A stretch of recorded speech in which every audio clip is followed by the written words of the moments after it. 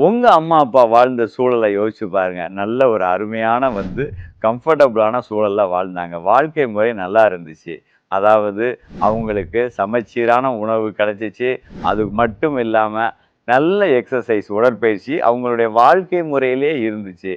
வீட்டு வேலை, வெளி வேலை, சைக்கிள்ல போறது, நடக்கிறது இப்படி நெறைய அவங்களுடைய வாழ்க்கை முறையே உடற்பயிற்சியா அமைஞ்சிருச்சு. அது மட்டும் கிடையாது. அவங்களுடைய வேலை அப்படின்னு பார்த்தீங்கன்னா, சரியான அளவுல இருந்துச்சு. எந்த ஒரு ஸ்ட்ரெஸ்ஸும் இல்ல. தேவையான அளவு தூக்கம் இருந்துச்சு.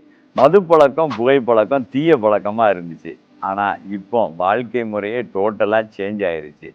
உணவு அப்படின்னு எடுத்துக்கிட்டோம் அப்படின்னா, ஜங்க் ஃபுட்ஸ் தான் இப்போ உங்களுக்கு மெயின் ஃபுட் ஆயிருச்சு. இது மட்டும் இல்ல, எக்ஸர்சைஸ் அப்படின்னா, உடற்பயிற்சினா என்னன்னு கேட்கக்கூடிய அளவுல ஆயிருச்சு. வாழ்க்கை முறை அந்த மாரி ஆயிருச்சு.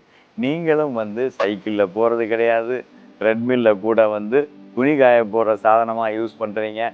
இதெல்லாம் பத்தாதுன்னு படியேறுறதுக்கு கூட நீங்க லிஃப்ட்ட தான் யூஸ் பண்றீங்க. எந்த விதத்திலும் உடற்பயிற்சிக்குள்ள போறது கிடையாது. அது மட்டும் கிடையாது. உங்களுடைய வேலை பளு ஜாஸ்தி ஆயிருச்சு. தூக்கம் குறைஞ்சிருச்சு.